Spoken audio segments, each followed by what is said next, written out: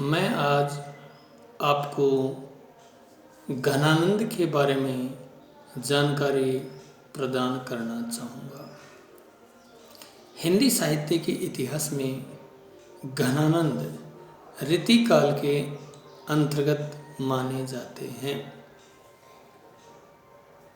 हिंदी साहित्य के इतिहास का आचार्य रामचंद्र शुक्ल ने जब काल विभाजन किया था तो 1643 से 1843 ईस्वी तक का काल उन्होंने रीतिकाल बताया था और उन्होंने रीतिकाल के 3 भेद किए थे: रीतिबद्ध काव्यधारा, रीतिमुक्त काव्यधारा और रीतिसिद्ध काव्यधारा।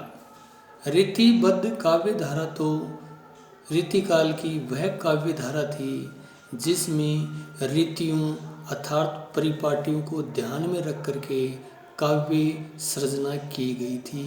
वो रीतिबद्ध कवि रीतिकाल के अंतर्गत कहलाए थे। और दूसरे थे रीतिमुक्त।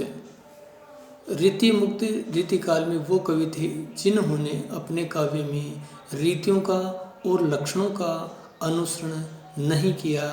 उन्हीं कवियों में से यानी घनानंद एक नाम मिलता है जो इन्हीं परिपाटी को ध्यान में रख करके अपने काव्य का सृजन किया।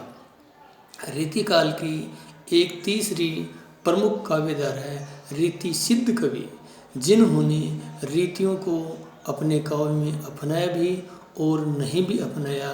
तो हिंदी के ऐसे कवियों में महाकवि बिहारी का बड़ा ही महत्वपूर्ण स्थान माना जाता है।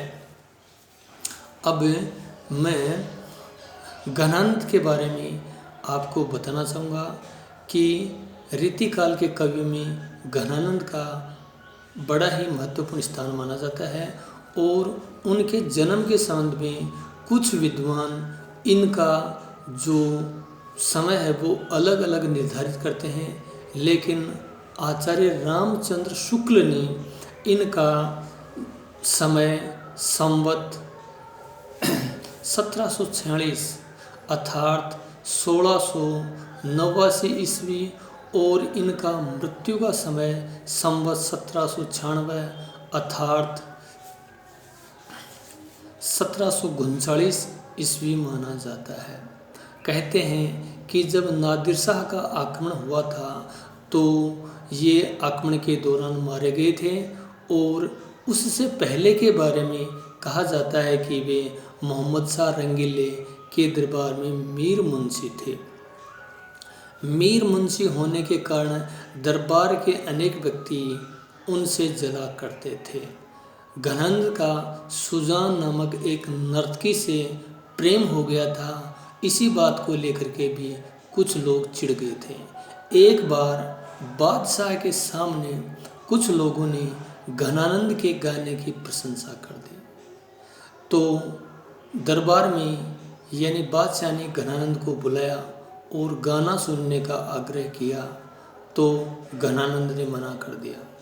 फिर उससे जानने वाले सरदारों ने या दरबारियों ने कहा कि अगर सुजान नामक वेश्या को बुला लिया जाए तो घनानंद ज़रूर गाना सुना देंगे। सुजान को बुलाया गया, लेकिन घनानंद को ये आशा थी कि सुजान उनको गाना गाने के लिए नहीं कहेगी, लेकिन बादशाह की आज्ञा से सुजान ने उनको गाना गाने के लिए कह दिया। तब घनानंद ने यानी बादशाह की तरफ पीठ करके यानी गाना सुना दिया। इससे बादशाह आग बबूला हो गया और उन्हें बादशाह ने फरमान जारी कर दिया कि घनानंद आप मेरे देश से निकल जाएं।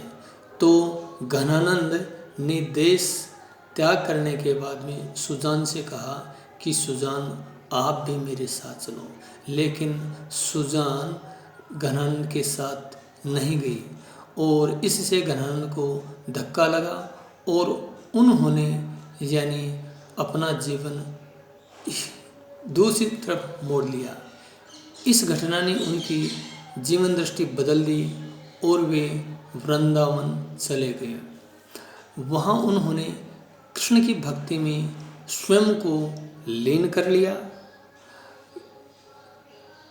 कहते हैं वे चैतन्य संप्रदाय में दीक्षित हो गए थे, पर इसे प्रमाणिक नहीं कहा जा सकता।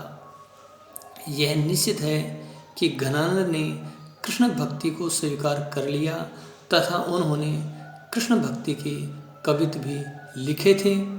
दरबार छोड़ने के बाद वे सुजान के विरह में तड़पते रहे और सुजान विरह ही उनके काव्य का प्रमुख स्रोत बन गया। हर कवित्व में वे सुजान को संबोधित करते हैं। यह भी कहा जाता है कि वे एकदम से अलग पड़ गए थे और जैसे उन्हें कोई रोग लग गया हो, ऐसी उनकी स्थिति हो गई थी।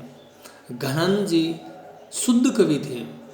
आचार्य रामचंद्र शुक्ल ने इनके सुजान सागर, विरह लीला, कोक सागर, रस केलीवल्ली, कृपानंद आदि काव्य ग्रंथों का उल्लेख किया है। घनानंद कवित्व शीर्षक से प्रकाशित ग्रंथ में उनके कवित्व संकलित हैं। उनके असली नाम को लेकर भी विद्वानों में मतभेद है। घनानंद या आनंद घन। हंगरी के विद्वान इम्रे बग्गा ने इनका असल नाम आनंद घन माना है। घनानंद ने अपने काव्य में प्रेम, सौंदर्य और विरह का बड़ा सूक्ष्म, मार्मिक और उत्कृष्ट वर्णन किया है। उनके काव्य में विरह की प्रधानता है। वस्तुतः घनानंद का काव्य विरह काव्य ही है।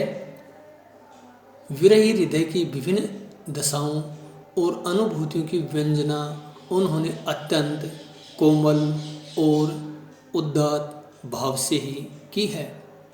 उन्होंने स्वयं अपने काव्य की विशेषता बताते हुए कहा है कि कैसा रसिक भी उनके काव्य का आनंद ले सकता है। घनानंद के प्रेम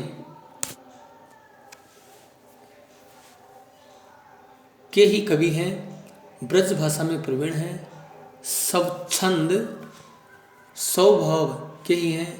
प्रेम की पीर या विरह की व्यंजना में घनानंद जी बड़े ही बेजोड़ माने जाते हैं।